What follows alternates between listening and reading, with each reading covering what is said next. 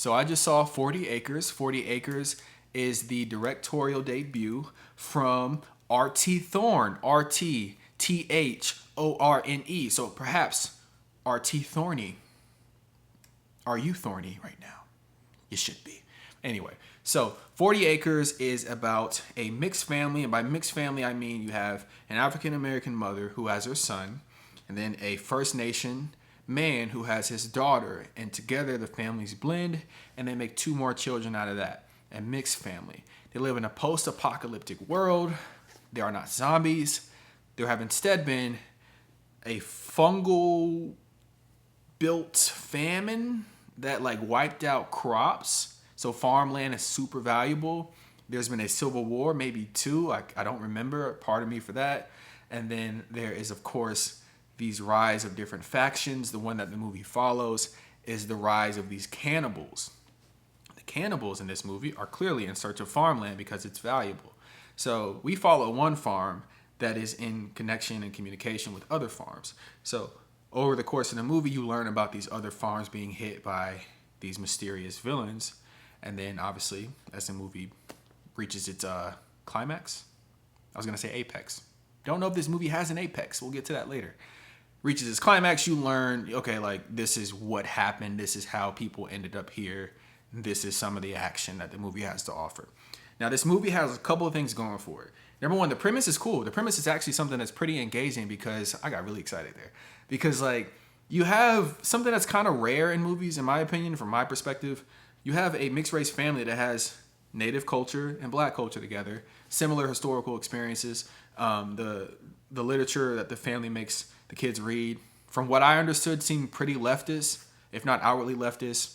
I can't remember the names. I wrote down the books. Give me a second. This is not professional. And my notes did not transfer from my iPhone. So yay! That didn't work. Oh, no. Proletariat Pocketbook. That was something that was mentioned. I think that might be a real book. I hope so, because I want to read that. Also, Black Against Empire was a book that was shown in the movie. So those are two things that I might want to read because they seem super leftist. I'm super leftist. So anyway, what I'm saying here is that this like militant, like progressive family structure is cool because it features two of the more oppressed people groups in our society and historically in our society. And that's really cool. And it's actually extremely cool because the First Nation father has taught his children his native tongue.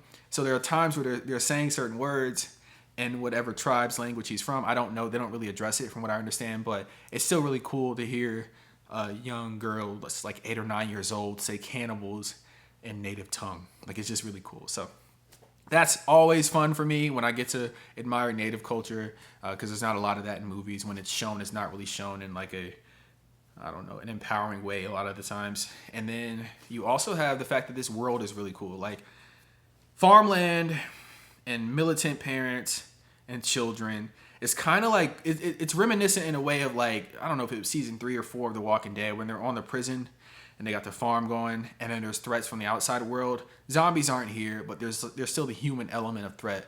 That is kind of what some of this movie has to offer. But the issue is, for me, is that the pacing is a bit off. Like, this movie starts with little sequence of action quickly into the runtime.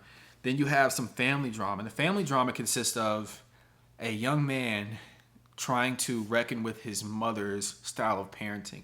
Militant mother, a young man who's seeking companionship, but can't have that because society doesn't allow for it, because if you go out, you get killed. That's how this world is, at least according to his mother.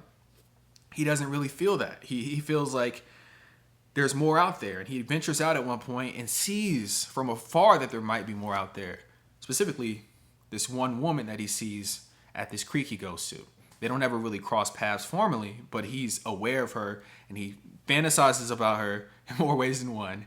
And you kind of see him do what I think a lot of mothers fear. He chooses this potential woman over the family, over the mother. And that's a bit of a butting heads moment. And it kind of carries to the back half of the movie. I just think that this character was extremely stupid. This son was extremely stupid. Not in a way that was completely unrealistic, considering like the hormone element here and the fact that like he hasn't had any real connections with anybody that isn't his family. And there's only so much connection your family can bring you unless you're from Alabama and you're doing stuff that's illegal. Alabama, stop doing that. So he has a reason to act the way he is, but it's just so irrational. It's to the point that some conflict happens, and this woman in the theater next to me hears a character say that he has to go back for someone, right? And she's like, why? Why? Like, nigga, why are you doing that? Why are you risking the people that matter most for that bitch? Like, why are you doing that shit? Why are you doing it? I don't know. I don't know why he did it, but I get why he did it. Everybody does it sometimes in their life. Just not when cannibals are amongst you, okay? Don't do it then. But the reason this movie doesn't work for me is that it feels low budget. Like, it feels like they didn't have a ton of money to work with, which is okay. A concept can be greater than its budget, of course. I just don't think the execution matched up to the concept. Like, gunfire in this movie seems super digital and like uninspired. The sounds all kind of sound the same. The music is nothing. There's like a rap record and like I want to say like a Latino record in here.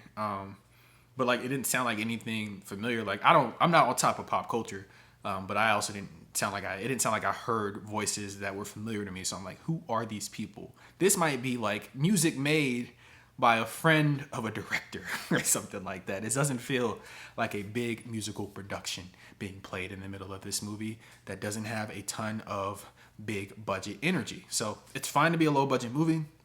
Happy it got made. But I must also say, considering the budget was low budget, I do think that the controversy that I saw on Reddit, it was a post from 9 months ago, must be addressed in this review.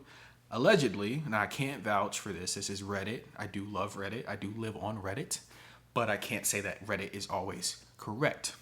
Somebody said that a lot of the crew on the production of this movie had not received payment as of 9 months ago. This movie had already premiered at the Toronto International Film Festival, I believe, and people hadn't received payment. So clearly that's an issue. If that is true, then don't see this movie. But please research that for yourself, and perhaps maybe the staff and crew have already said like, hey, that right was wronged and won't happen again, or whatever the case may be. But I must address that if I talk about the budget and then where the money might have gone. It didn't go to the people that worked on the movie to some capacity. So no, don't do that. But also, maybe don't see this because of that potential reason. And also the fact that it's kind of a slow burn. And I feel like you could watch this at home. This is one of those movies, I don't encourage this. This is one of those movies, though, where you could sit on your phone every 15 minutes for about 2-3 minutes at a time, look up and re-engage and not really miss much. So maybe watch this on streaming. I didn't see it for full price today. It was one of the AMC mystery screenings. Maybe see it for, there's not really a cheap ticket like during the week. Just see it at home. Don't watch it in theaters. That is my review. Giving it a 3 out of 10. I didn't want to walk out. Most of the time I didn't want to walk out because the premise was so engaging. But the execution would just made me think like, man, I really wish I saw Life of Chuck again. I really like Life of Chuck. And I wanted my dad to see Life of Chuck. And he liked this. He liked this a lot. So I'm glad we saw this for him. This for my dad. Dad, I'm glad we saw this together. But nah, it wasn't for me.